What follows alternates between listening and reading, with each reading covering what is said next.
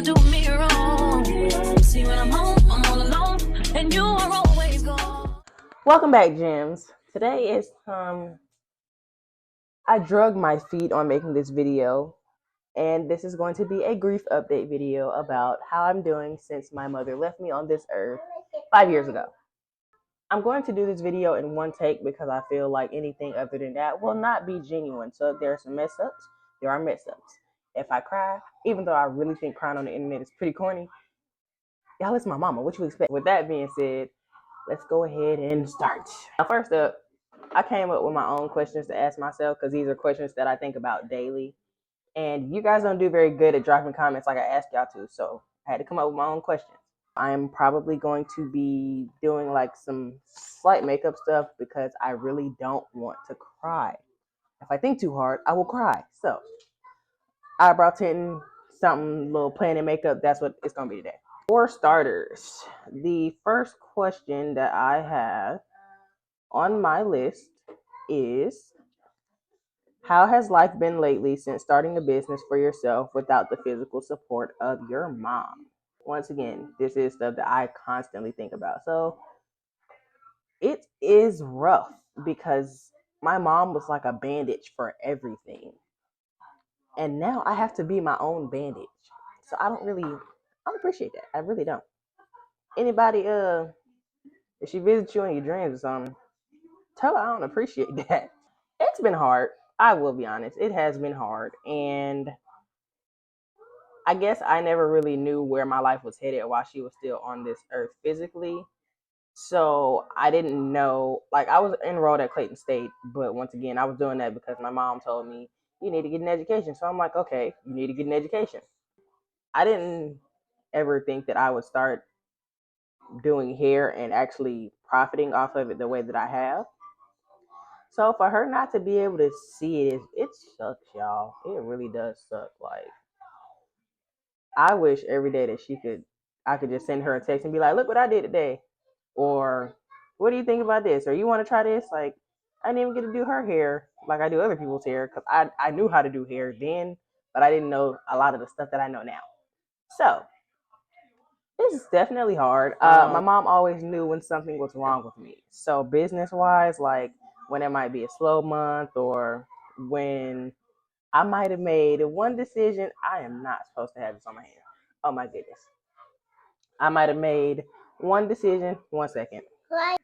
Anyways, like I was saying, my mom always knew what was wrong with me. So in the event that I might have made a decision or some decisions regarding my business that weren't the greatest decisions, and now I'm facing some undesirable consequences, I don't have nobody to talk to about it for real. Like, I mean, I do, but it's not my mama, so of course it'll never be the same. And I already know it's not gonna be the same. I don't even be tripping about that part no more. It's just something that I can't help but think about, if that makes sense. Oh yeah, I am a person, and this is a very bad trait. I'm trying to work on it, y'all. I promise. But I have a tendency to just let things kind of blow over until eventually I just can't take no more. Like, it's like a bottle with a little cork in it. Eventually, everything just builds up and it goes. Poof. That's how I am. And my mama knew that about me. So before we even got to that point, most times she would already know how to pacify the situation, or she would poke the bear with the right questions to be able to figure out the information she needed, and then miraculously there would be a solution. And that is something that I knew then about her, but I don't feel like I appreciated it the way that I appreciate it now, because it takes a lot for people to be able to pay attention to your regular body language or the regular you really and be able. Train of thought when she came in here, y'all. She just knew how to make everything better. Now I'm learning how to talk about my issues that I might be having or stuff that may be bothering me, but it's still not something that's 100% easy for me nor comfortable. And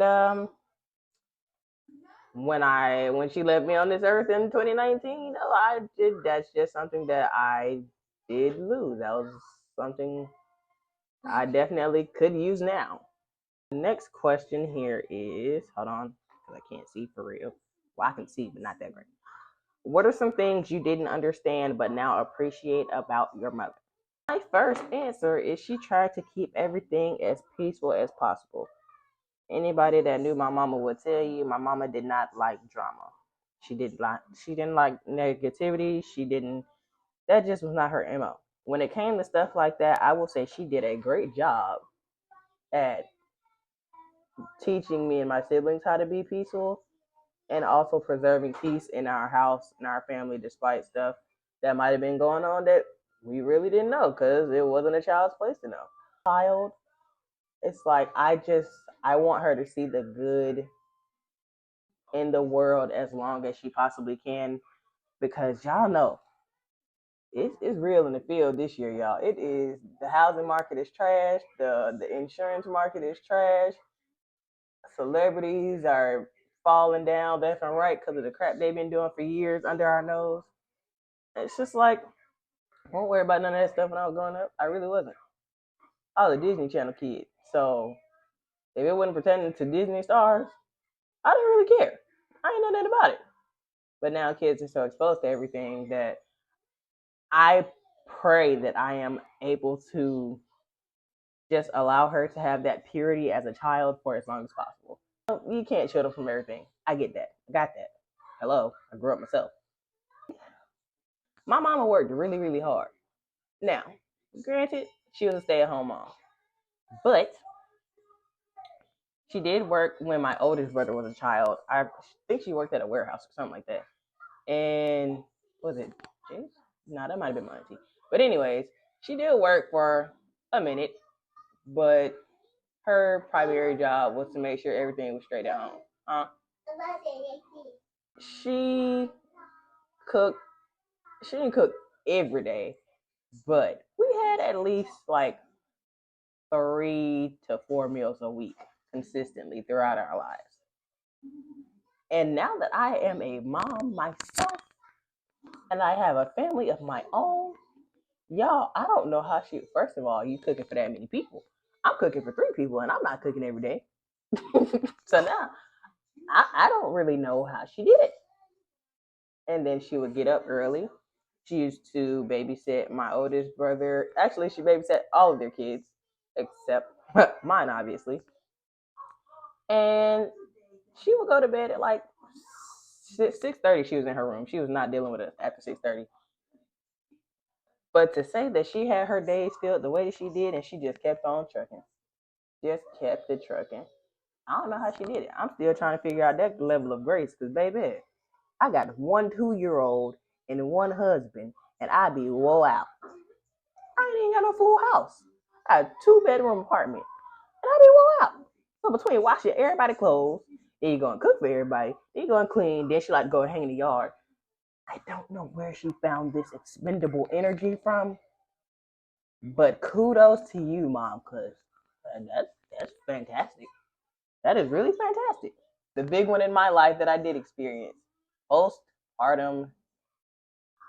Just I don't know if I just want to leave it at like the word postpartum or postpartum care, or I don't know, but I struggled really bad. Like people around me can vouch that me and postpartum, we were not friends. We were not friends. It was not my thing. I hated it. I really just came out of it not too long ago, if we're being real. Yes.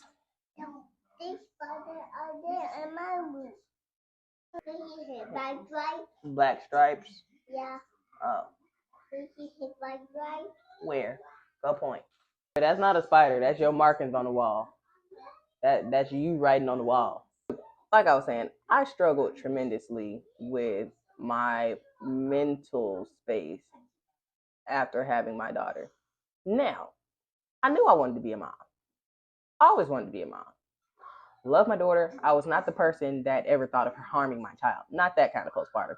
I'm talking about me. Like, this is me against me. It wasn't working, y'all. It just was not working. My mama had 4 kids. You ain't gonna tell me postpartum was not knocking at her door. You're not gonna tell me that. And if it was, she never showed it. She ain't never talked about it. I don't know what my mama mental health was like. All I know is she was happy. She was a very happy person. Happy and peaceful, and she knew her place with the Lord. That's it. And for that, I have to thank her. My mom was not a toxic mom at all.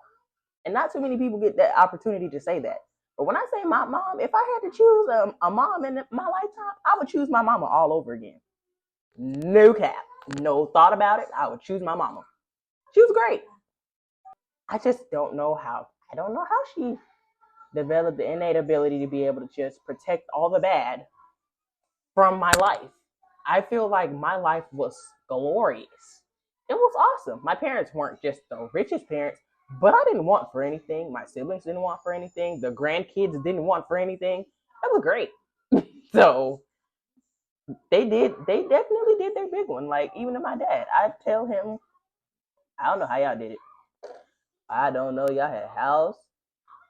You was working all the time. You don't work night shifts. You don't work day shifts. You don't work like I don't know how you did it, but however you managed to find the mental space to be able to keep on trucking the way that you do, thanks. Because I turned out the way that I did for a reason. I don't know how she dealt with 4 kids.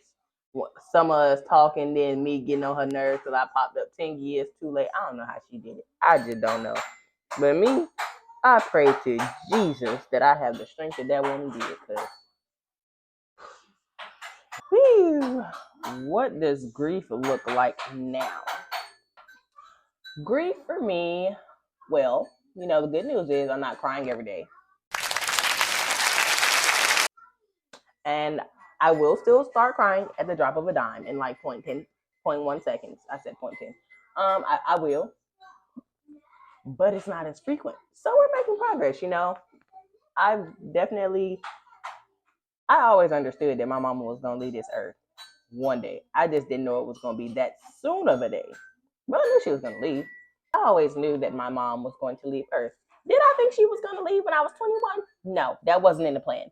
But, God does everything for a reason. And without that happening, I would not be where I am today. I would still be living at home with my parents. I probably would have graduated from college for sure, I think. But I definitely would not have wanted to leave the nest. Wouldn't have left. So it was definitely like a, whoop, you ain't got nothing to lose, go try. I'll spend a lot. No, I am not great with change. I'm not. I'm learning to be okay with it, but I finally accepted the fact that things have to change. So that's a step for me. I don't like the change a lot of times, but I'm learning to adjust to change because I don't want my daughter to be like me. Like if it's not routine stuff, or if it's not black and white, like this is the plan, it's gonna send my brain in shambles. So dealing with a huge death like my mom's definitely taught me, hey, you got to go with the flow sometimes. You just gotta wing it. Do your best and wing it. That's all you can do sometimes. I'm not depressed. I'm not just sad. I'm actually pretty happy. I'm okay. I'm genuinely doing okay. Now, do I wish she was here to babysit her grandchild sometimes? 100%. No question about it. I know she said she wasn't going to keep no more babies, and obviously she meant that to heart, but she was going to keep my baby. She was going to keep my baby. A perfect blend. They would have been the best of buddies, but it's okay. Get a nanny or something. Or I'm going to have to pay my mother-in-law to quit her job so she can, because this, everybody got to be on payroll so we can all just, work within the network and not have to worry about, I have to work here. No, you don't. No, you don't. But I definitely miss that part of her, like having the 24/7 village. Yeah, I miss that. Y'all, this girl and his xylophone is going to drive me bonkers. Next question is, what advice do you have for someone who's lost an important person in their life? The first thing that I always tell anybody is grieve. I don't care if you gotta cry. I don't care if you want to journal. You gotta go through the motions whether you like it or not. Now, you should probably not be by yourself. So if you have at least one person that you can say is a confidant, then I highly recommend having someone like that. But you don't really need to be by yourself.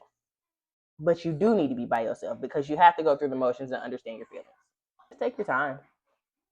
Grief does not have a time limit. It's been 5 years. This year will be year number 5, yeah. And I still miss my mama like it just happened. So, and there are other people in my life that have passed as well that meant a lot to me. So you just have to go through the motions. Some days are highs, some days are lows. Some days you don't want to talk to nobody. And ain't nothing wrong with that. It's okay to not be okay. I really should have said that one first, but I guess that was the best for last. It's okay to not be okay. I, for one, was not okay for 3 years, but I'm moving towards a little bit better of a response system. I know how to deal with the emotions when they come about. My next thing that I would say is to take a loss of such caliber and apply it to the people that you still have there for you. Enjoy what you still have. I still got my daddy. My daddy funny. And I didn't know about how funny my daddy was until having to spend me and daddy time and not have my mother intercede. I tell this to my friends and anybody that I associate with often, especially if they tell me like they don't have a great relationship with their mom, because, you know, telling somebody that doesn't have their mom anymore that you don't have a great relationship with your mom, I'm going to do everything I can to try to help you make that relationship as less of a strain as possible. And there was one instance where it was me, my husband, and my baby's godparents. And we were all sitting there, and the question was, would you slap your mama for, I think, $2 million, $5 million, one of them numbers. Either way it goes, that is irrelevant. And I'm sitting there with all of them, and, you know, I personally feel like my mama would have slapped me if I didn't do it for the $5 million or the $2 million. But I could be wrong. Anyways, everybody in the room, they pulled out their phones, and they all called their mom. And I just sat there. And I didn't want to make nobody feel bad or make it an awkward moment. But it was just something that kind of came over me like, I miss the days when I could call my mama. Or I miss the days when I could just say something random and she looking at me like, oh, what's wrong with you? So I tell anybody, like, if you can try to preserve it and if it is good for you, you know, not adding any negative energy or toxicity, try to fix the relationship with your mom. Don't take it for granted. One day you won't be able to call her to ask her a silly question like that. So that is my grief update. I love her. I miss her. But she's still within me. So I love you, Gems. I will talk to you guys next time. The next video should be my birthday makeup video. Anywho, don't forget to like, subscribe, and comment. And I will see you guys next time. Bye. You know I think